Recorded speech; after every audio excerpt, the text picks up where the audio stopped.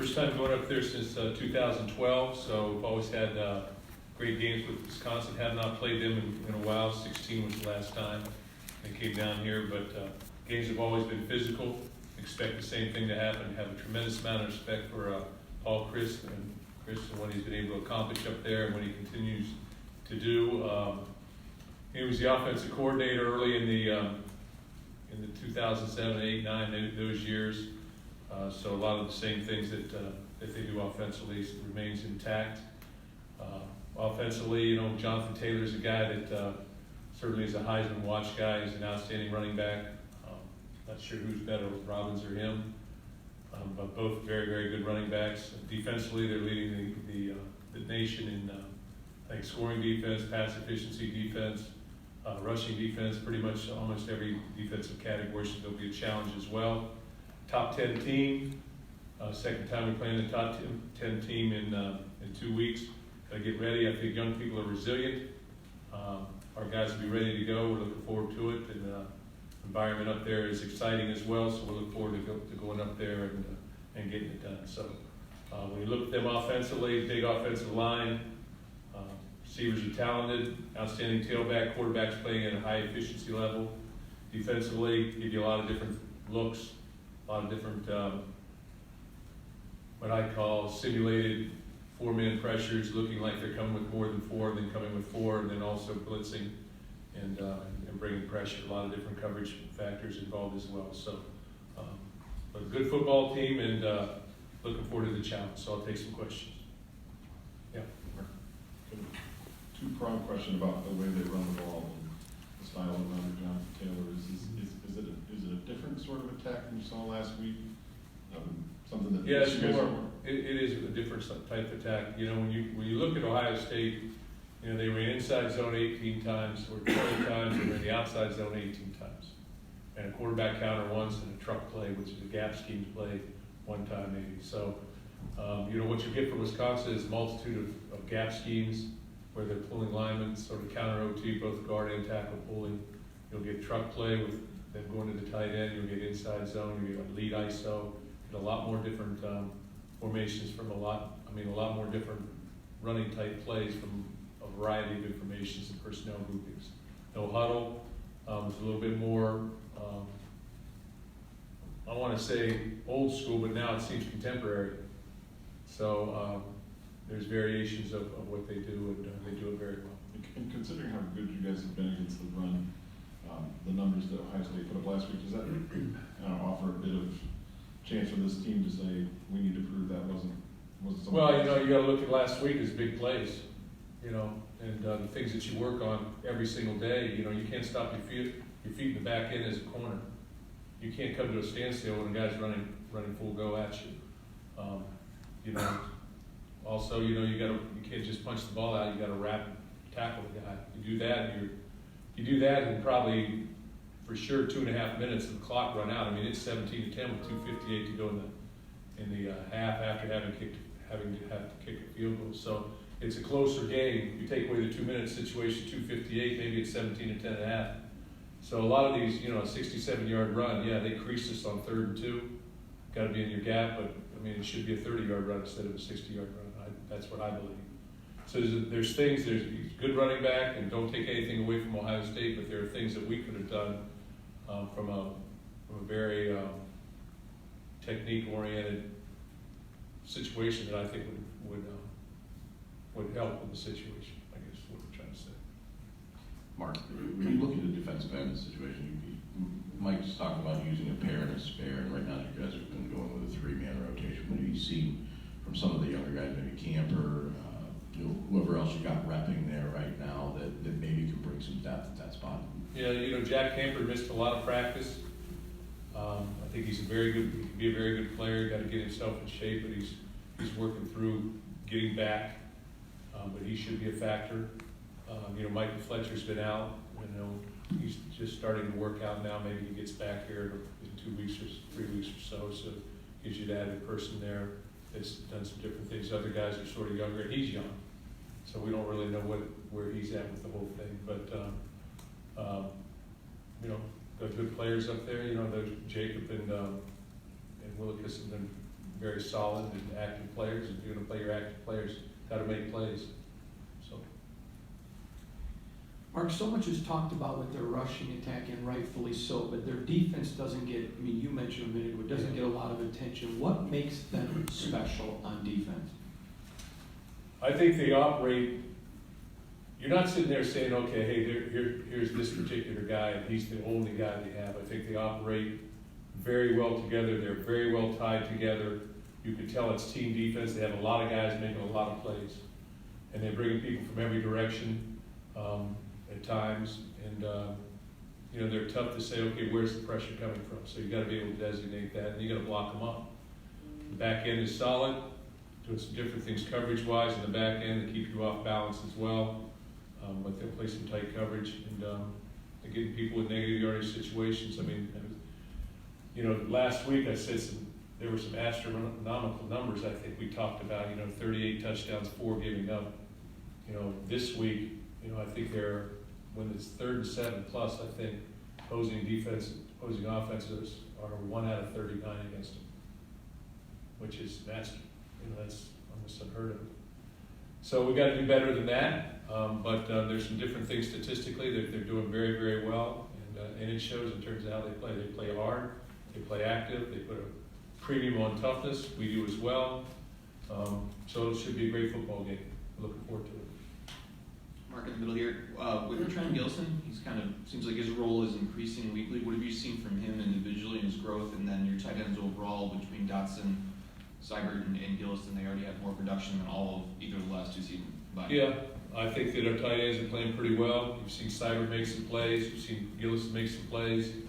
You've seen Dotson make some plays, and he's involved a lot too. So all 3 of those guys are involved. I just think that they're, you know, Trent's a young player, so you know he's coming. But he caught the ball very well last week. We said all along because he's an athletic guy. He can catch the football.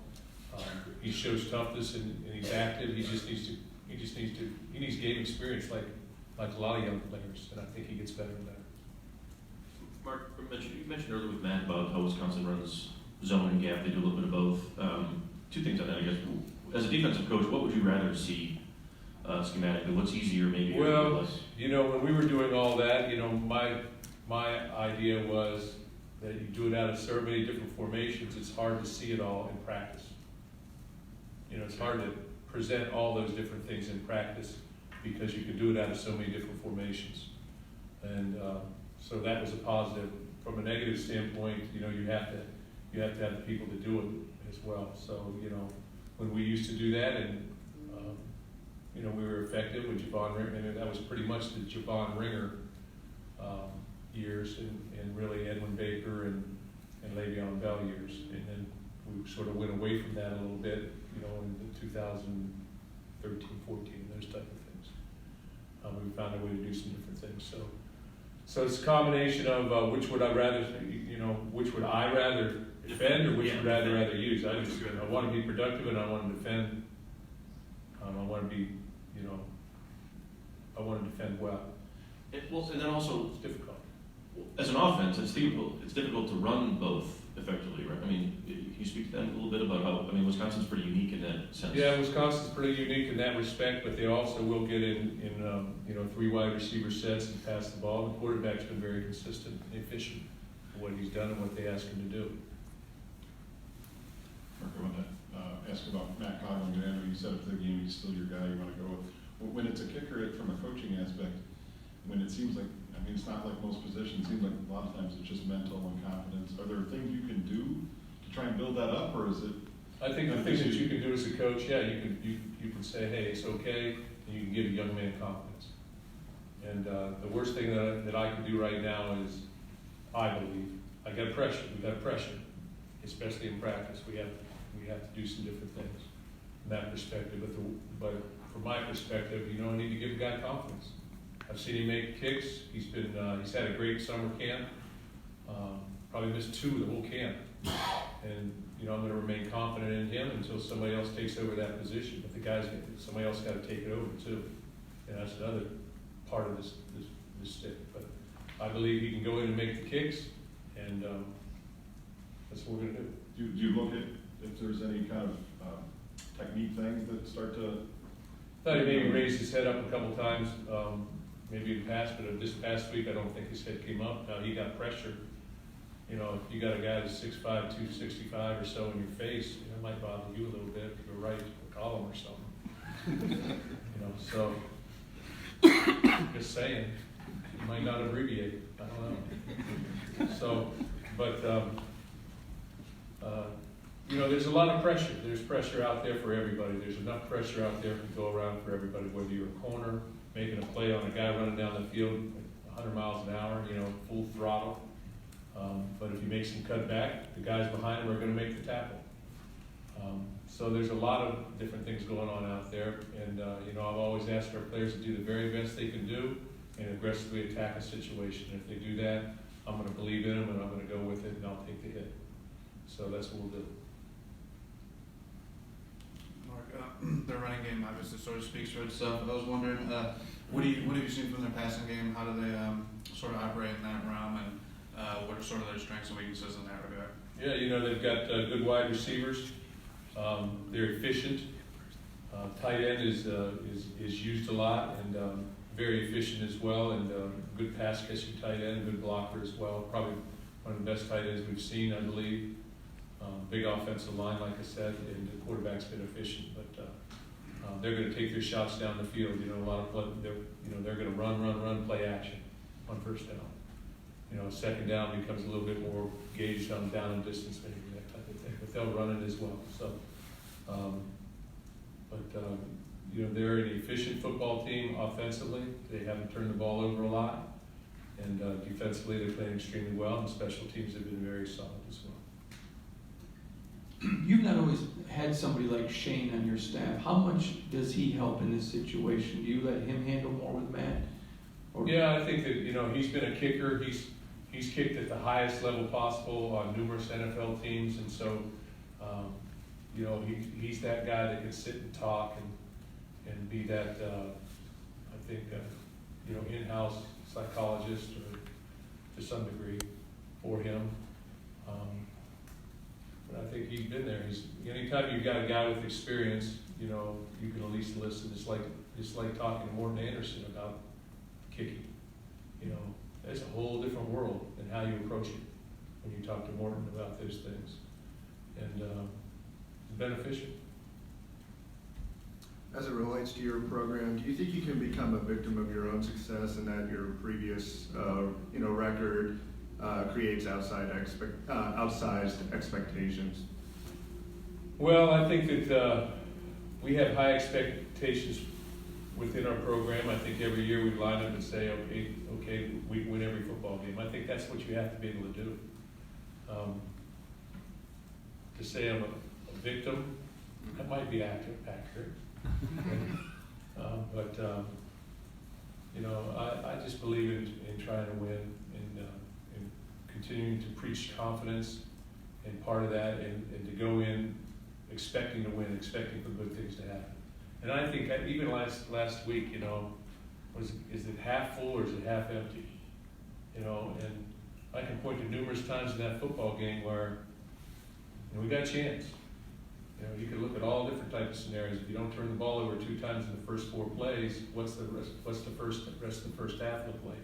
You certainly don't have 2:58 on the clock. What if we had scored a touchdown rather than kicked a field goal? It would have been 17-14 at the half. So there's a lot of ifs and what ifs there that you can go through, and you can just sort of point towards things. Now, we had to play well.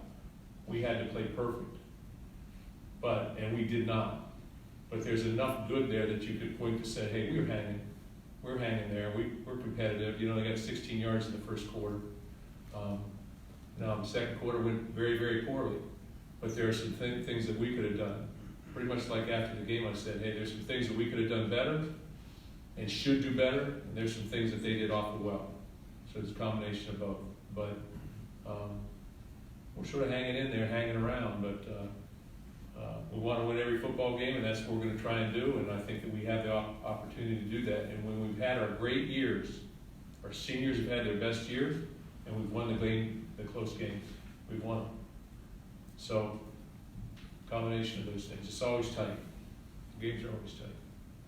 Mark, how much do you relate to Wisconsin's program as somebody that can be similar to what you guys have been? And then also, Yeah. what do you admire about and attribute to their continued success? Yeah, I see them as, you know, I've always said that there's certain teams that we've wanted to emulate when I first came here. Iowa was one.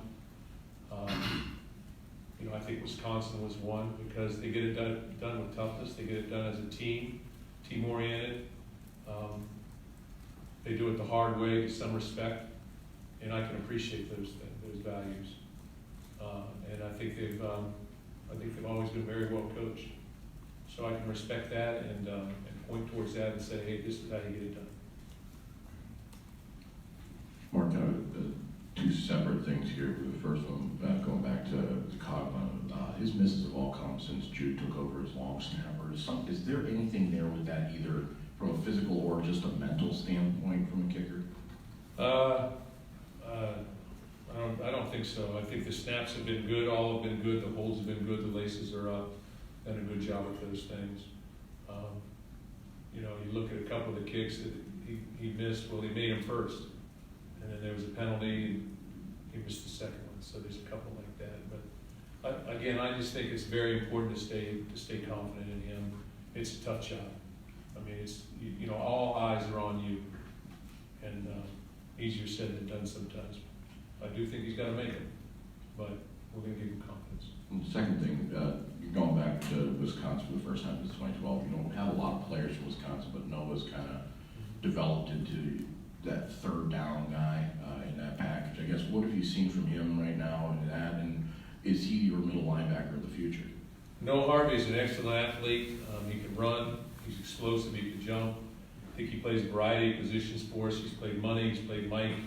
He's played our defensive end in the nickel situation. So he's on all the special teams. Jack Heinrich's also from the state of Wisconsin, so he'll be going back up there too. But he's a guy he's a young player, and he's a guy that I think has a very bright future. Are you good? Yeah, go ahead. Similar to Ohio State in a way, you've had some historic games, we'll call it, against Wisconsin specifically. Keith Nichols' pass comes to mind right off the top of my head. But when you view this series, how would you best describe Michigan State and Wisconsin? Tight games, physical games. First game up there in 07, you know, it was a tight game, went back and forth. You know, here there's been last second kicks and last second wins. You know, the Hail Mary pass, as you said. So there's been a rocket pass. So a lot of close games and highly contested. You know, if we look at the playoff games, we look at the 2010 game, how we won it here, and then the playoff game, or the championship game. They've been to a lot of Big Ten championships. I think we've been to 3. So there's been a lot of that going back and forth. They've got great tradition there. They took a step back last year, 8-5, in their respect, and they've accelerated things. So we're looking forward to the challenge, as I said, and should be a great football game. We'll be ready to play. Good morning, Matt. Without getting into specifics as far as what you want to do, obviously scheme-wise, all their wins have been blowouts. They've been hammering teams. You look at the Northwestern game, they stayed in it. I guess, what did you glean from watching that film and how they were able to do what other teams have not been able to do? Well, they stopped the run. They had 120 yards rushing. So they played very well against the run, and they played well defensively, even though, you know, the game was, 24-9, and then Northwestern hit the one to get back close. But, you know, they played them well. They stopped the run effectively, at least somewhat. And I think that's where it's got to start. You got to be able to stop the run against these guys. So you got to be able to tackle in space and not let 23 get out the back door. Because, you know, he's a very good running back. He's a 10, 500-meter guy. So, you know, he can run. Mark, you said that your team knew they had to be perfect to beat Ohio State. Does that same pressure to be perfect exist this week against Wisconsin? How do your players respond to that pressure? Yeah, I guess you got to be perfect. You know, I mean, that's what you're trying to do every single game, you know, and I don't think we've played a complete game yet, so we continue to look for that. I don't know who does, but you keep trying to shoot for that. But, you know, I've already talked about the things that they do extremely well. You can't go up to Wisconsin and turn the ball over in the first 4 plays. Now, I thought we overcame that and gave us a little lift actually at Ohio State because we overcame it, but you can't go do those type of things. You know, you've got to control the ball, you've got to be able to have ball security. Defensively, you got to stop the run, you can't give explosive plays, and you got to play well on special teams. But you got to go up there first and foremost with the belief that you're going to win, and that's as big as anything. And I think we'll have that. That's all good? Thank you.